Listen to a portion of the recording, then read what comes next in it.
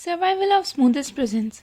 Bad habit that actually destroy your brain. Your brain is the control system for all of the activities that occur in your body. But did you know that most of us engage in daily habits that actually hinder our brain ability to do its things? Even worse, many of these habits can have serious long-term consequences. Knowing how to look after your most important organ is vital. This means taking into consideration things that help your brain stay healthy and things that may actually cause harm. The following habits damage your brain more than you think. Number 1. Poor diet. Now you must be thinking why poor diet? Because ये सबसे obvious bad habits में से एक है और ये most common bad habit भी है. ज़्यादातर लोगों में आप देख पाएंगे कि उनकी डाइट में high sugar, highly processed food या फिर पैकेज्ड फूड एडेड होता है, जिसकी वजह से उनकी बॉडी न्यूट्रिएंट्स को ढंग से ऑब्जर्व करने की एबिलिटी को खो देती है और इतनी सारी कैलोरीज़ की वजह से उनकी बॉडी में ज़रूरी वाइटामिन्स और मिनरल्स की भी कमी हो जाती है.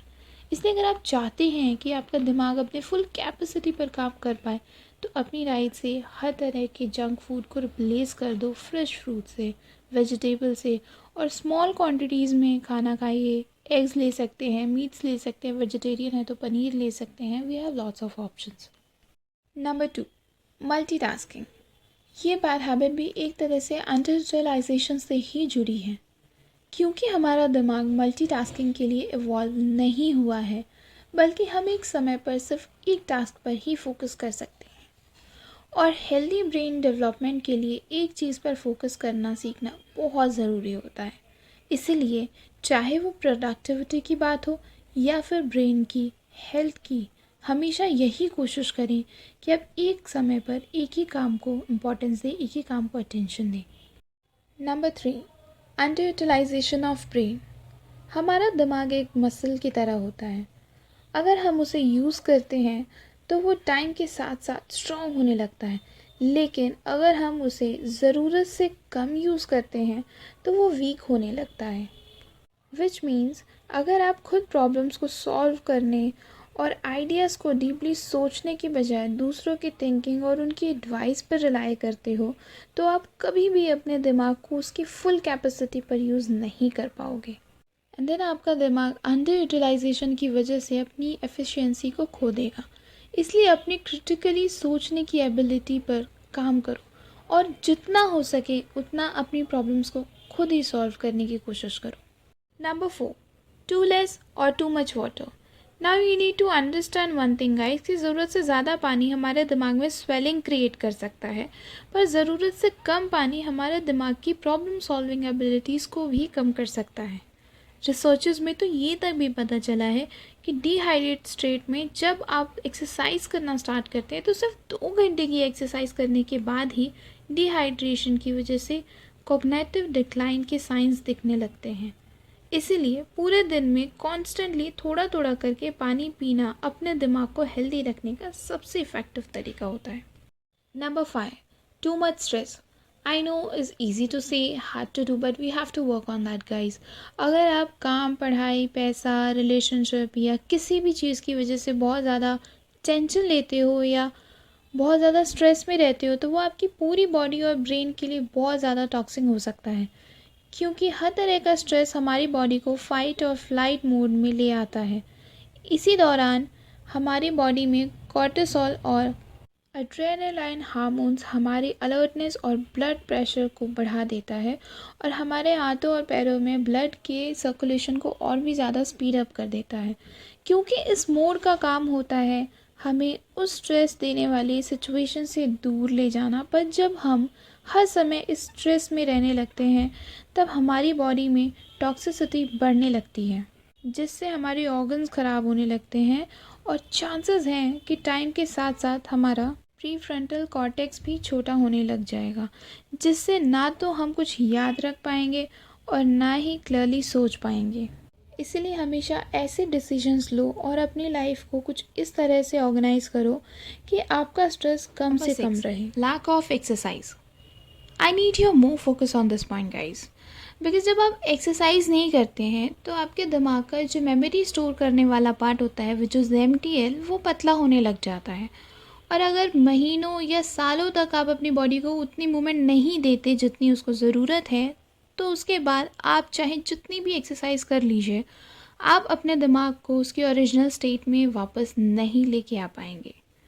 इसके साथ ही हम अगर आईक्यू की बात करें, तो हम ये जानते हैं कि एडल्टहुड में आते आते हमारा जो आईक्यू लेवल होता है वो एकदम स्टेबल होने लग जाता है। और जब हम एज करने लगते हैं, ओल्ड एज में जाने लगते हैं, तब हमारा जो आईक्यू लेवल है वो खुद ब खुद ही कम होने लग जाता है। और अगर आप अपने आईक्यू के कम होने की स्पीड को स्लो डाउन करना चाहते हैं, तो आपको एक्सरसाइज करना बहुत ज़्यादा ज़रूरी हो जाता है, लाइक एरोबिक्स या फिर अनएरोबिक्स एक्सरसाइजेज जैसे रनिंग, वेट लिफ्टिंग।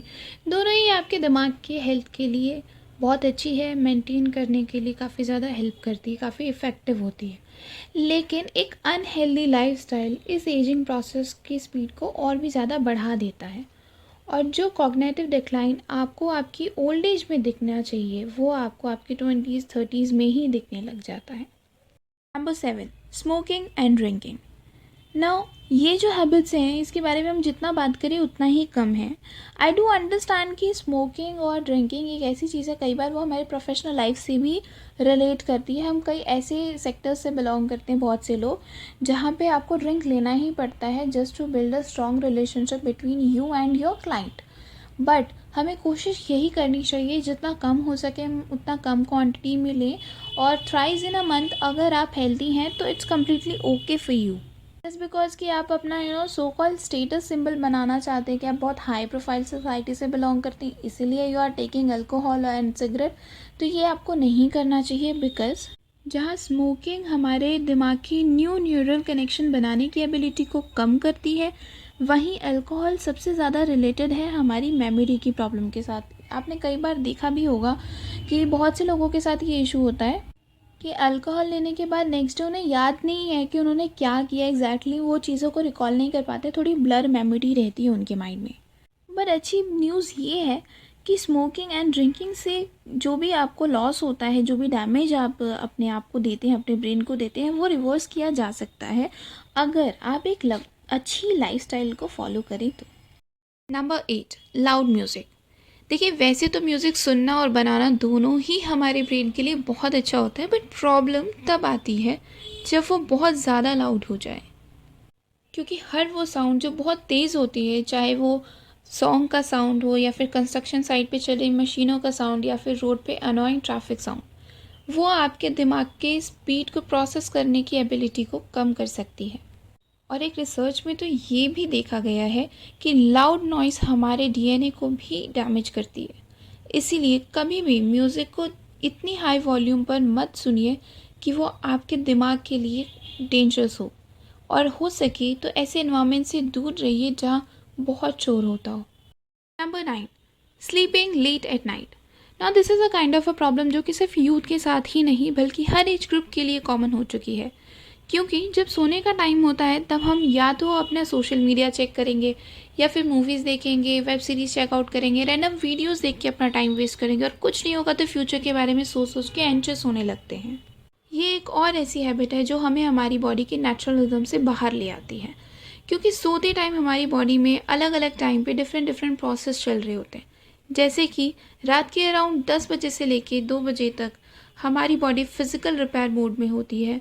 वहीं रात के 2 बजे से लेके सुबह के 6 बजे तक हमारा दिमाग और हमारे नर्वस सिस्टम दोनों ही रिपेयर साइकिल में चल रहे होते हैं। सो जब भी आप लेट सोते हैं तब आप इन नेचुरल साइकिल्स को डिस्टर्ब कर देते हैं, और इन्हीं वजह से आपकी बॉडी ढंग से रिपेयर नहीं हो पाती, और ना ही आपके दिमाग में मेंटल क्लैरिटी होती है। इसीलिए सोने का आइडल टाइम होता है रात के 10 बजे से लेकर सुबह के 6 बजे तक। इसी के साथ अगर आप 7 से 8 घंटे की नींद नहीं लेते हैं तो आपको बहुत ज़्यादा हार्मोनल प्रॉब्लम्स होने लगते हैं, और आपकी कॉग्निटिव एबिलिटीज़ इतनी कम हो जाती है कि आप किसी भी इंफॉर्मेशन को प्रोसेस करने में स्लो डाउन हो जाते हैं। इसी वजह से हमारे लिए टाइम पर सोना और 7 से 8 घंटे की नींद पूरी करना बहुत ज़रूरी हो जाता है। पर आई डू अंडरस्टैंड कि आज की जो लाइफस्टाइल हो चुकी है, जो प्रोफेशनल लाइफ हो चुकी है, उसमें इट्स वेरी डिफ़िकल्ट, और in some cases it's just next to impossible कि हम टाइम पर सोएं या फिर 7 से 8 घंटे की नींद लें। So we have a solution for that also. आप एक्सरसाइज कर सकते हैं और आप मेडिटेशन करें। मेडिटेशन हमारे माइंड के लिए बहुत ही ज़्यादा अच्छा होता है। और जब आप सोने जाएं, चाहे 4 घंटे या 5 घंटे की ही नींद ले रहे हैं, उस टाइम पे एक डार्क रूम में सोइए, कंफर्ट जोन में सोइए, ताकि आपके माइंड को और आपकी बॉडी को ये सिग्नल जाए कि आप अब एक ऐसे स्टेट में हैं जहाँ पे आपको आपकी बॉडी को और ब्रेन को रिपेयर साइकिल में लेके जाना है। Number 10, lack of sunlight. Now this is something जो कि बहुत ही ज़्यादा कॉमन हो चुका है कि लोग कई कई दिनों तक अपने रूम्स या फिर ऑफिस से बाहर ही नहीं निकलते और बॉडी को हमेशा ही एक आर्टिफिशियल लाइट में रखते हैं। इस वजह से हमारी बॉडी अलग अलग सीजन्स की नेचुरल रिदम से बाहर आ जाती है, जिससे हमारे सेरोटोनिन लेवल नॉर्मल से कम हो जाता है और हमारा दिमाग भी ठीक से वर्क नहीं कर पाता। इसीलिए आप ट्राई करो कि आप रोज़ कुछ टाइम नेचर में ज़रूर बैठें, ताकि आपको ज़रूरत के मुताबिक सनलाइट भी मिले और आपकी बॉडी अपने आप को वापस से नेचर की रिदम में एक साथ अलाइन कर पाए। Have come up towards the end of this video. Are you also following these kind of bad habits, consciously or unconsciously? If the answer is yes, then I would request you कि please आज से ही work करना start करें, ताकि as soon as possible आप अपने habits को change कर लें एंड ज़्यादा से ज़्यादा अच्छी लाइफस्टाइल को लीड करें, ताकि आपका ऑल ओवर पर्सनालिटी डेवलपमेंट भी हो सके। Subscribe my channel and hit the bell icon notification for more such content. Do share this video with your friends and family and give a thumbs up if you like this video. Also, if you have anything to share with me, then just do let me know in the comment section down below. I'll surely give you the reply as much as possible. Till then, take care, bye bye, see you in the next video.